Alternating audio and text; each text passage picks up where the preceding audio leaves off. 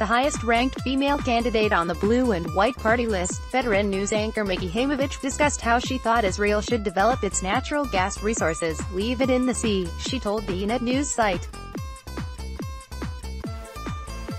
"We should use what we have," she said, "and leave the big deposits, Leviathan, for example, where they are." Subscribe to the JNS Daily Syndicate by email and never miss our top stories. Unlike those before her who tried wrecking this wonderful endeavor, Haymovich didn't raise economic points but rather environmental ones. True, as she explained, diesel, oil and coal cause much more pollution than gas, but there are energy sources that pollute even less: wind and sun. "If we invest in these alternative energies, we won't need other sources, even oil," she said. Haymovich also said it was no coincidence that Blue and White list leader Benny Gantz made her the #1 woman on the list. "He agrees with her opinions," she stated with satisfaction, as does Telem leader and fellow Blue and White list member Moshe Ya'alon. So we can assume that Haymovich's idea to leave the gas in the seabed is likely to be adopted. Haymovich is a woman of values, and the interview gave the impression that her goal of addressing the environment, rather than popular issues, is pure, literally, and true, and does not stem from narrow interests or populism. But sometimes, people with good intentions can cause immense harm.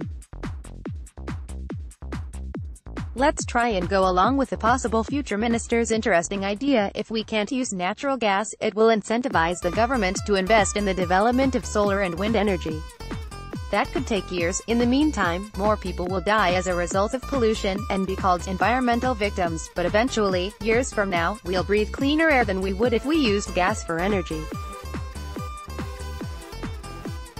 Isn't that worth looking into? There might be something to that.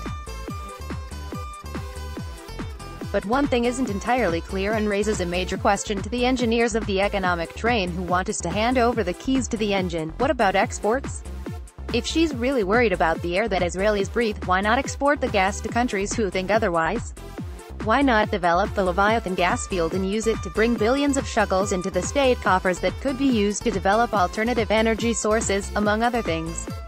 A coalition under Gantz would be the most socialist-oriented government since the state was founded. The astonishing ideas of Haymovich, Knesset member Stav Shafir and Meretz party members, the demands that the big unions will make a former Histadrut Labor Federation head Avi Nissankaran if he becomes finance minister, and demands from the Haredi parties, who will have it in their power to tip the balance. All this will require massive additions to the budget, not cuts to state revenue. This just isn't the time to put our trust in the sun and the wind.